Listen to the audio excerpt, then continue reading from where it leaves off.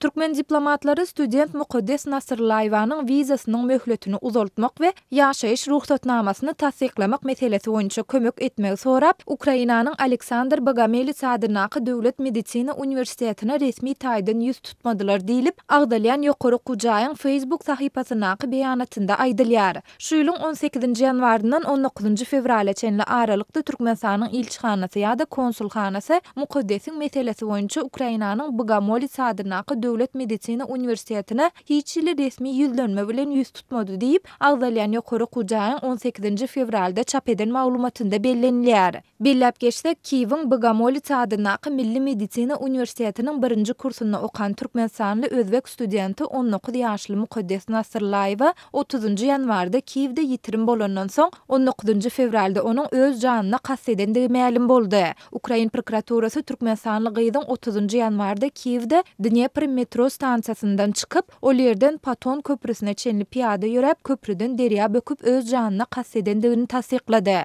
16-njy fevralda Adatlyk radiosu bilen söhbetdeş bolan Türkmenistanyň Ukrainadaky ilçihanasynyň konsuli Rejepow özleriniň Ukraina häkimetleri bilen hyzmatdaşlyk edýändigine, şeýle-de ilçihananyň Nasrlaýewanyň Kiýewdäki howsarlaryna her türlü kömegi berip biljekdigini aýdypdy.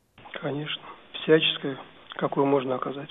Şol bir wagtyň ödürine bu mesele boýunça Adatlyk radiosynyň 22-nji fevralda Türkmenistanyň Ukrainadaky ilçihanasynyň konsuli Rejepow bilen gaýtadan habarlaşyp bu mesele boýunça kommentari almak synanşyklary başa barmady. Uniwersitetiň beýanatynda Nasrlaýewanyň hadiseden öň okuwdan çykarlandygy aýdylyp, onuň wizasynyň möhletiniň dekabr aýynyň 17-sine tamamlanandygy, soňra oňa 3 gezek, iň soňkysy 30-njy ýanwarda duýduruş berilendigi we şondan soň okuwdan çykarlandygy aýdylýar. Studentiň migrasiýa kanunçylygyny bozmagy onuň uniwersitetden çykarylmagyna sebäp bolup biljek esaslaryň biridir diýilip, Nasrlaýewa bilen ýokary Kujaýynyň arasynda baglaşylan ylalaşykda bir bellenilýär diýilip, Bogomolets Sadynaky Milli Medisina Uniwersitetiniň beýanatynda nytalýar. Türkmenleriň Ukrainadaky diasporasynyň ýolbaşçysy aklawçy Rowşanbek Rozmetowyň sözlerine görä, dekanat Mukaddesiň Ukrainada ýaşamagyna wagtlaýyn ruhsatnama üçin derur dokumentlerini migrasiýon gullugyna wagtynda tapşyrmandyr.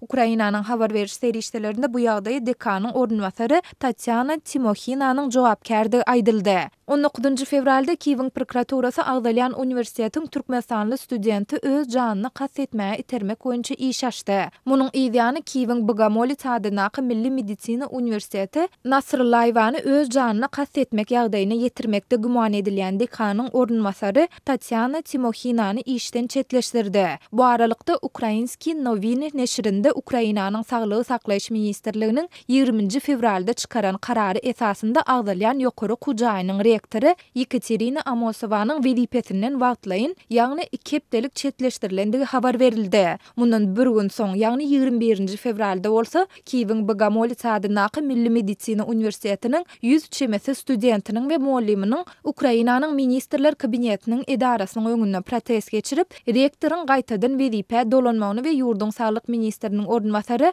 Aleksandr Linchevskiň işden çetleşdirilmegini talap etdi. Galy bersede Nasrlaýewanyň ýitirim bolmagy bilen bagly Agdalyan ýokary Kujaýynyň daşary ýurtly studentler bilen işleşmek boýunça dekanatynyň işgärlerine telefon jaňlarynyň gelip gowuşýandygy, olary hemde maşgala agdalaryna fiziki kemsetmeler we gorkutmalar bilen haýwat atylýandygy barada habarlar hem peýda boldy.